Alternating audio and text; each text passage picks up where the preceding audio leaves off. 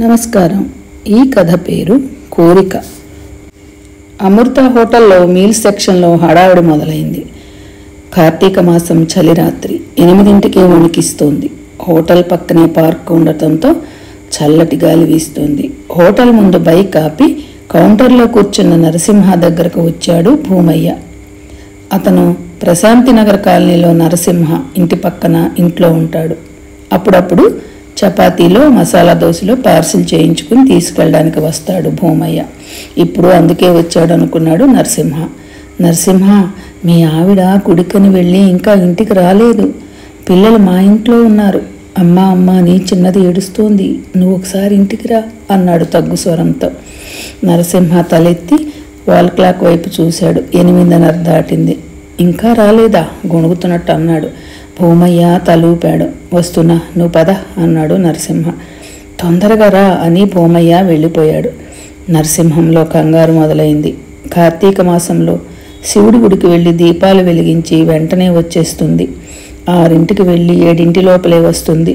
ఈరోజు ఎందుకు రాలేదు అని ఆలోచనలో పడ్డాడు. నరసింహ కిచెన్లోకి వెళ్ళి, అమలు కౌంటర్లో కూర్చో, ఇంటికి వెళ్ళొస్తా అన్నాడు. ఇప్పుడేంటి, అవతల భోజనాలు హడావుడు కదా అందే అమ్ములు. అర్జెంట్ పని ఉందిలే అని హడావుడిగా బైక్ ఎక్కి బయలుదేరాడు. ప్రశాంతినగర్ కాలనీలో అన్ని ఇండిపెండెంట్ ఇళ్ళే. ఇప్పుడిప్పుడే డెవలప్ అవుతోంది. చాలా వరకు ఖాళీ ఫ్లాట్లే ఉన్నాయి. నరసింహ వెళ్ళేసరికి అతని ఇంటి ముందు ఇరుగు పొరుగు ఆడవాళ్ళు కొంతమంది నిలబడి మాట్లాడుకుంటున్నారు. నరసింహ బైక్ ఆపగానే చిన్న కూతురు లత నాన్న అంటూ ఏడుస్తూ వచ్చింది. నరసింహ లతను ఎత్తుకున్నాడు. ఎందుకురా ఏడుస్తున్నావు అన్నాడు కన్నీళ్లు తుడుస్తూ. అమ్మ అమ్మ అంది ఏడుస్తూ. అక్కడికి 2 పల్లాంగుల దూరంలో గుట్ట మీద ఉంది శివాలయం. తమకంటే ముందే బయలుదేరి ఇంటికి వెళ్తున్నట్టు దేవకి చెప్పినట్లు కొందరు ఆడవాళ్లు నరసింహతో చెప్పారు. పిల్లలకు అన్నం పెట్టమని భూమయ్య భార్యకి చెప్పి నరసింహ భూమయ్య శివాలయం వైపు బయలుదేరాడు. గుడిలో జనం పల్చగా ఉన్నారు. దీపాలు వెలుగుతున్నాయి. గుడి వెనుక ఉన్న తోటలో వెతికారు. దేవకి జాడ తెలియలేదు. నరసింహలో భయం మొదలైంది. గుడికి వెళ్ళిన దేవకి ఇంటికి రాకుండా ఎక్కడికి వెళ్ళిందో అతనికి అర్థం కాలేదు. ఇక అక్కడ చేసేదేమి లేక ఇంటికి వెళ్ళాడు. పిల్లలు అన్నం తిని భూమయ్య ఇంట్లోనే నిద్రపోతున్నారు. నరసింహకి ఇప్పుడు ఏం చేయాలో అర్థం కావటం లేదు. నరసింహ, ఎందుకైనా మంచిది పోలీస్ స్టేషన్కి వెళ్ళి రిపోర్ట్ ఇద్దాం పదా అన్నాడు భూమయ్య. దేవకి ఎక్కడికి వెళ్ళే అవకాశం లేదు. ఆమెకి తల్లిదండ్రులు లేరు. అన్న మిర్యాలగూడలో ఉంటాడు. పెద్దగా రాకపోకలు కూడా లేవు. నరసింహ జేబులో సెల్ ఫోన్ రింగ్ అయింది. అమ్ములు కాల్ చేసింది. ఎక్కడున్నావు? 9:30 అయింది. నేను ఇంటికి వెళ్ళొద్దా? అర్జెంట్ పని అన్నావు, ఏంది అంది అమ్ములు. కొంచెం ఆగు, వచ్చేస్తా అని స్విచ్ ఆఫ్ చేశాడు. తర్వాత పోలీస్ స్టేషన్కి వెళ్ళి దేవకి ఫోటో ఇచ్చి గుడికి వెళ్లి తిరిగి రాలేదని కంప్లైంట్ రాసిచ్చాడు నరసింహ. దేవకి ఫోటో సిటీలోని అన్ని స్టేషన్స్ కి పంపించారు పోలీసులు. ఎస్ఐ రామకుమార్ ప్రశాంతి నగరి కాలంలో దేవకి గురించి ఎంక్వైరీ చేశాడు. దేవకి ప్రవర్తనలో తేడా లేదని, ఆమెకు భక్తి ఎక్కువని, గుళ్లకే కాకుండా మిర్యాలగూడ దగ్గరలో ఉన్న జాన్పాడు దర్గాకు పిల్లలు తీసుకెళ్లి మొక్కుబళ్లు చెల్లిస్తుందని చెప్పారు. మంచి ప్రవర్తన గల గృహిణి దేవకి. ఏమైనట్లు వారి కుటుంబానికి శత్రువులు ఉన్నట్లు కూడా లేరు. ఎవరితో శత్రుత్వం లేదని నరసింహ పోలీసులకు చెప్పాడు. మరునాడు ఉదయం 7ంటికి నరసింహ సెల్కి కాల్ వచ్చింది. నీ భార్యని కిడ్నాప్ చేశాం. 5 లక్షలు రెడీ చేసుకో. 24 గంటల టైం. డబ్బు ఎక్కడే వాళ్ళు రేపు చెప్తాం. నా దగ్గర అంత డబ్బు లేదు అన్నాడు నరసింహ. మాకంతా తెలుసు.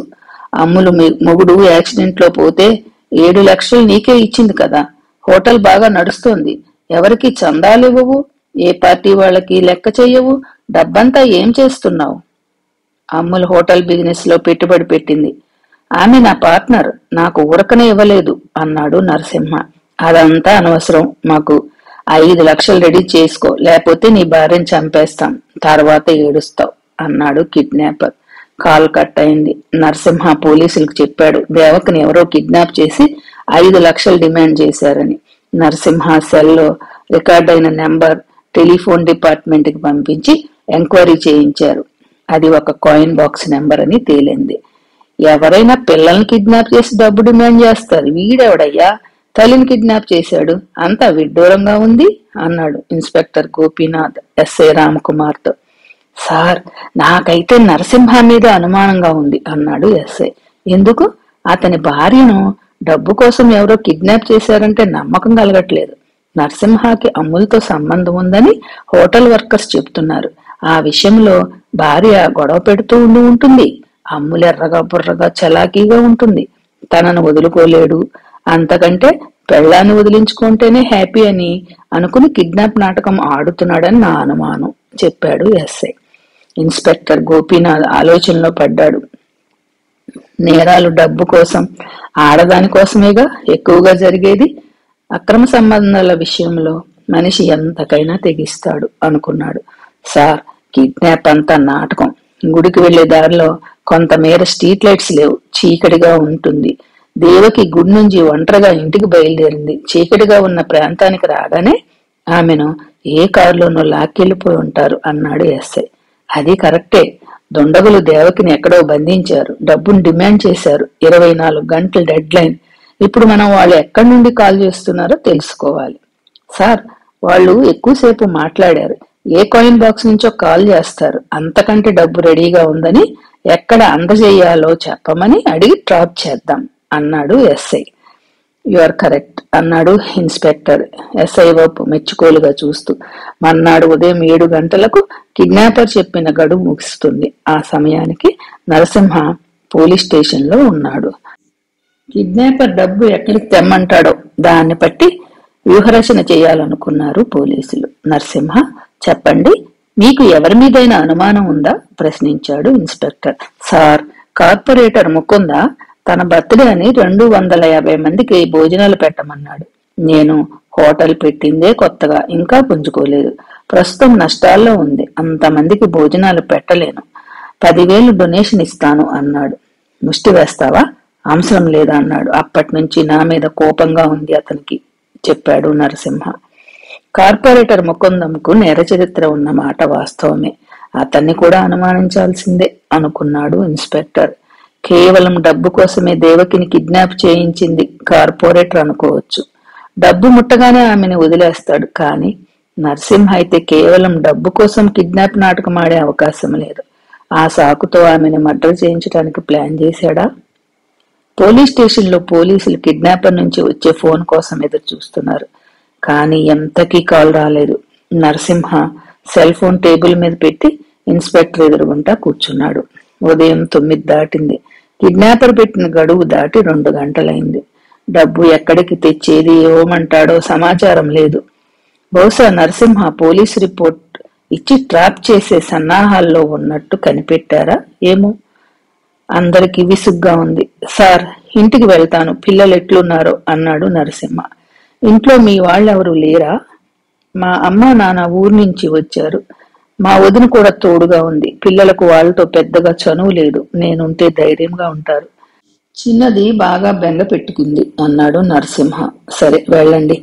కాలు వస్తే వాళ్ళేం చెప్పారో విని ఇక్కడికి రండి అన్నాడు ఇన్స్పెక్టర్. నరసింహ తల ఊపి అక్కడి నుండి బయటికి వెళ్ళాడు. ఆ రోజంతా కిడ్నాపర్ నుంచి ఏ సమాచారం రాలేదు. తెల్లవారుజామునే పోలీస్ కంట్రోల్ రూమ్ నుంచి ఇన్స్పెక్టర్ గోపీనాథ్కు సమాచారం వచ్చింది. బొంగుళూరు దగ్గర యాక్సిడెంట్ జరిగింది. తెల్లవారుజామున 4 గంటల సమయంలో అక్కడ ఆగి ఉన్న ట్రక్కును క్వాలిస్ వాహనం వెళ్లి గుద్దుకుంది. అందులో ఓ స్త్రీ, 4 మగవాళ్లు ఉన్నారు. ఆడమనిషి, 3 మగవాళ్లు స్పాట్ డెడ్. ఇంకొక్కడు కొన ఊపిరితో ఉన్నాడు. ఆడమనిషికి కిడ్నాప్ అయిన దేవకిలా ఉందని పోలీసులు అనుమానిస్తున్నారు. బాడీ ఉస్మానియాలో ఉంది.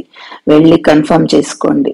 Inspector Gopinath, SI Ram Kumar 2 constables తో ఉస్మానియా చేరుకున్నారు. వెళ్తూ నరసింహకు కాల్ చేసి హాస్పిటల్కు రమ్మన్నారు. మార్చిరీలో దేవకి శవాన్ని చూసి గొల్లుమన్నాడు నరసింహ. డబ్బు డిమాండ్ చేసిన వాళ్ళు సమాచారం చెప్పకుండా దేవకని తీసుకుని ఎక్కడికి బయలుదేరినట్టు? పోస్ట్ మార్టం రిపోర్ట్ లో సమాచారం దొరికింది. దేవకి యాక్సిడెంట్ లో చనిపోలేదు. రాత్రి 8 గంటలకే ఆమె ప్రాణం పోయింది. గొంతు పిసికి చంపేశారు. శవాన్ని ఎక్కడికో తరలిస్తున్నారు. ఆ 4 మనుషులు rowdy sheeter Jungli Yusuf gang కి చెందినవారు. చావు బతుకుల్లో కొట్టుకుంటున్న ఫిరోజ్ అనేవాడికి తెలివొచ్చింది. ఆమెను చంపటానికి జంగ్లీ యూసఫ్ సుఫారీ తీసుకున్నాడని స్టేట్మెంట్ ఇచ్చాడు. జంగ్లీ యూసఫ్ ను పోలీసులు అరెస్ట్ చేశారు. అతనికి సుఫారీ ఇచ్చింది అమ్ములని తెలిసి నివ్వెరపోయారంతా. అమ్ముల్ను కస్టడీలోకి తీసుకోగా నేరం ఒప్పుకుంది. పటాన్ చెరువులో ఉన్న బేరింగ్ ఫ్యాక్టరీ క్యాంటీన్ లో వంట చేసేది అమ్ములు. ఆమె భర్త లారీ డ్రైవర్. అక్కడే క్యాంటీన్ సరుకు మాస్టర్ నరసింహ. అమ్ములు భర్త యాక్సిడెంట్ లో చనిపోయాడు. నరసింహ మనం సొంతంగా హోటల్ పెట్టుకుందామని అమ్ములకు చెప్పాడు. వాళ్ళకు అప్పటికే సంబంధం ఉంది. హోటల్ పెట్టాక తనను పెళ్లి చేసుకోమని అమ్ములు నరసింహను ఒత్తిడి చేసింది. భార్య బతికి ఉండగా మళ్లీ పెళ్లి చేసుకుంటే చెడ్డ పేరు వస్తుందని అలాగే ఉందామని దాటవేస్తుండేవాడు నరసింహ. భర్త వల్ల పిల్లలు కలగలేదు అమ్ములకు. పిల్లలు కావాలనే కోరిక బలంగా ఉంది ఆమెకు. నరసింహ వల్ల నెల తప్పింది. పెళ్లి చేసుకుందామంటే అబార్షన్ చేయించుకోమన్నాడు. భార్య బతుకుందనే కదా పెళ్లి చేసుకోవడం లేదు, ఆమెను తప్పిస్తే సరిపోతుంది అని అమ్ములు డిసైడ్ అయింది. జంగ్లీ యూసఫ్ కు సుఫారీ ఇచ్చింది. నరసింహ అక్రమ సంబంధం అతని భార్య ప్రాణాలు తీసింది. పిల్లలు కావాలనే అమ్ములు కోరిక అందుకు దారి తీసింది. ఈ కథ సమాప్తం. ఈ కథను రాసిన వారు వాణిశ్రీ గారు. ఈ కథ నచ్చినట్టయితే ఒక లైక్ చేయండి.